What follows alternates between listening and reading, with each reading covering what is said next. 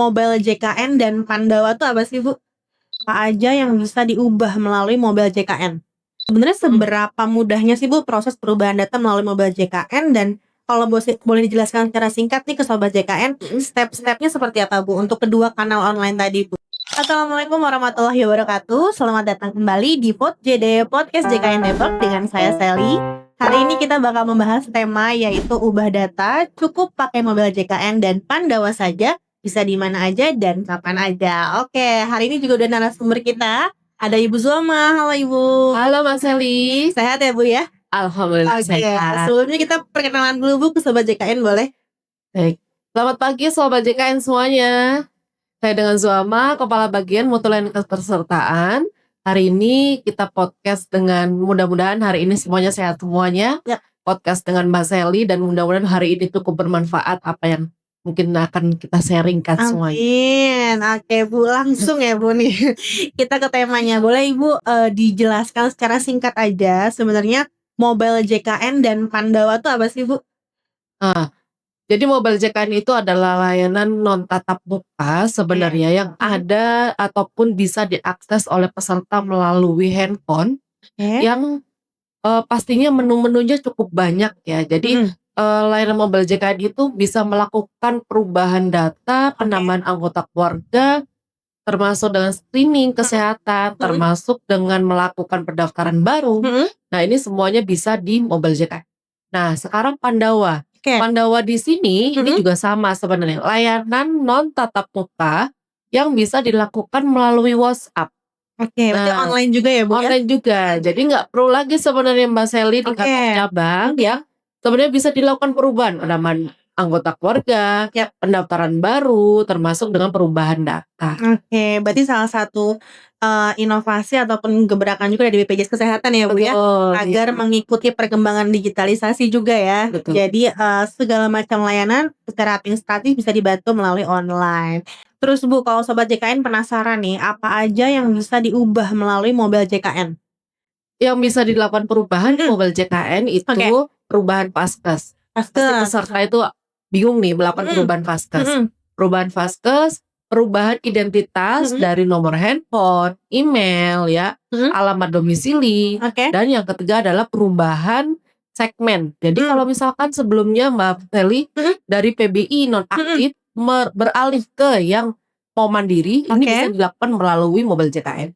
Atau perubahan kelas. Nah, perubahan kelas itu yang dulunya kelas 1 bisa dilakukan perubahan melalui mobile JKN tanpa harus datang ke kantor cabang. Asalkan perubahan kelas tersebut ini adalah sudah 1 tahun di kelas sebelumnya. Oh gitu, jadi syaratnya untuk perubahan kelas dia sudah 1 tahun terlebih dahulu ya di kelas sebelumnya. Betul. Ini bisa online loh sobat JKN ya. Jadi sangat mudah. Nah kalau tadi Ibu Zulma juga bilang kan nggak perlu datang ke kantor lagi ya Bu ya. Cuman ada nggak sih Bu sebenarnya dari semua jenis perubahan data yang dilakukan di mobile JKN, ada nggak yang harus tetap ke kantor cabang?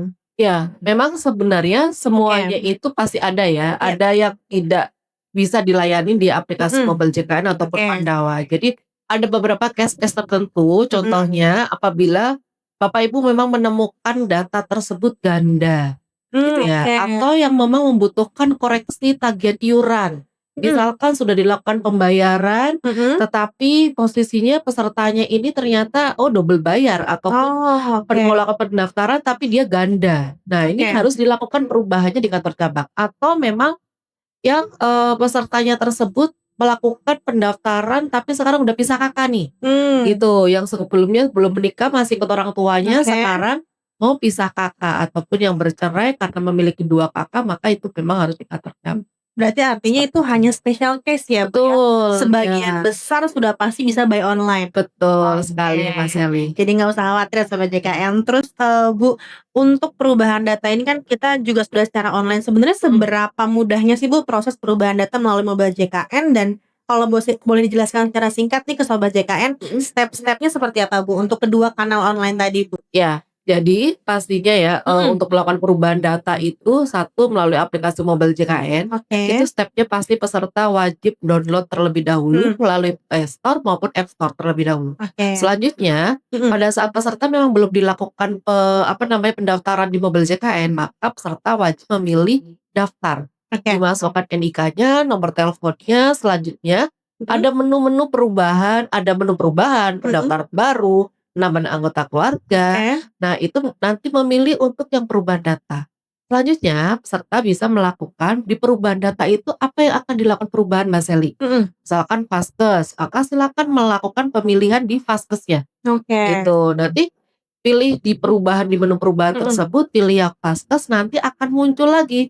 Di situ mau dilakukan perubahannya satu kakak atau cuma peserta itu sendiri. Oh, jadi gitu. benar-benar detail ya. Ya, jadi bisa dilakukan perubahan di situ. Nanti kalau misalkan peserta tersebut tidak bisa melakukan perubahan Vaskes karena mungkin belum 3 bulan ya, Mbak Sally. Betul. Nah, itu nanti akan ada warning di situ. Oh, gitu. akan Jadi notis langsung ya. betul, ada notifikasinya sehingga peserta nanti ada warningnya di situ. Oh, peserta bisa dilakukan perubahan Vaskesnya per tanggal sekian nih. Gitu.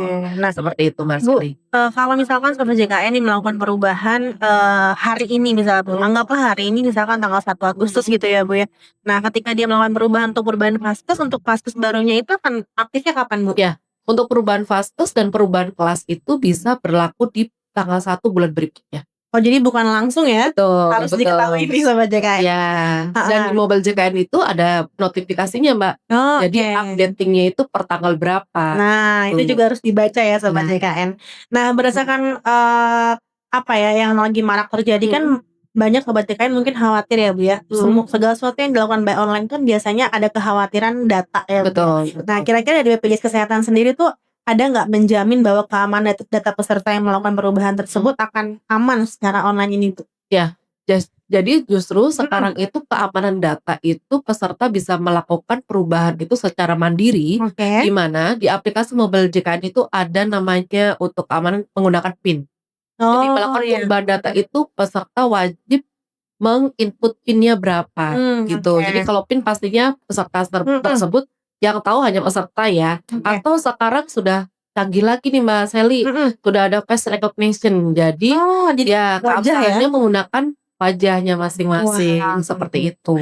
Udah aman ya, jadi Sobat JKN nggak usah khawatir karena keamanan sudah terjaga lah intinya ya Bu ya. Betul. Terus Bu, kalau misalkan nih Sobat JKN yang mungkin aktivitasnya baru dilakukan di malam hari atau mungkin lebih aktif di malam hari dan mau melakukan perubahan, apakah terbatas oleh waktu nih untuk Pandawa dan juga untuk Mobile JKN sendiri? Ya, kalau untuk aksesnya untuk Mobile JKN pastinya ya, karena itu handphone sendiri nggak ada sebenarnya batasan waktunya kalau di Mobile JKN. Oh gitu. Ya, tapi kalau Pandawa itu ada akses dan sekarang Pandawa itu 24 jam.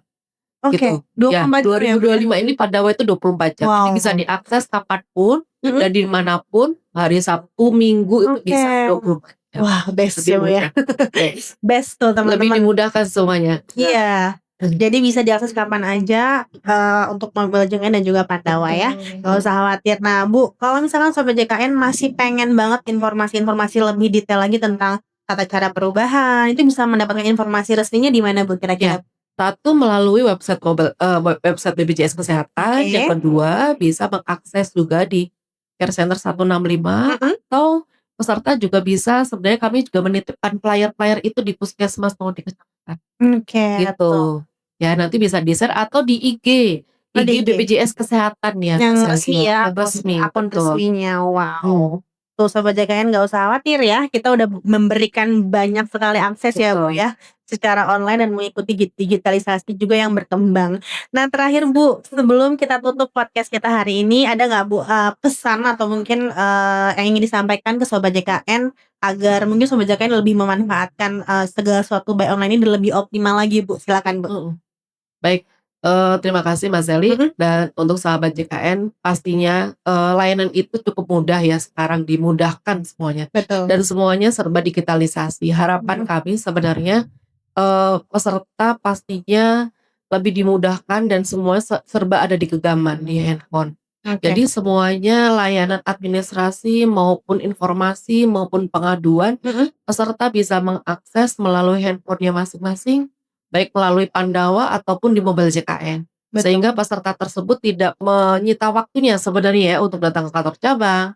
Dan ada biaya sebenarnya pastinya cost-nya. Jadi kalau lewat handphone lebih mudah dan lebih aman. Oke, tuh Sobat JKN agar lebih efektif ya Bu ya, dari Betul. segala sisi lah ya, segi waktu dan lain-lain silakan, mengoptimalkan semua kanal Iya, semua kanal. layanan administrasi di BPJS Kesehatan seperti Mobile JKN dan juga Pandawa. Oke, terima kasih Bu Zuama, luar biasa loh, informasinya sudah lengkap, padat, tapi sangat, isinya sangat daging lah ya namanya Bu ya. Oke, Oke. terima kasih Bu Zoma untuk waktunya. Sampai ketemu lagi Sobat JKN di episode selanjutnya. Kalau kami pamit, salam Pod JD, stay healthy, run. Terima kasih.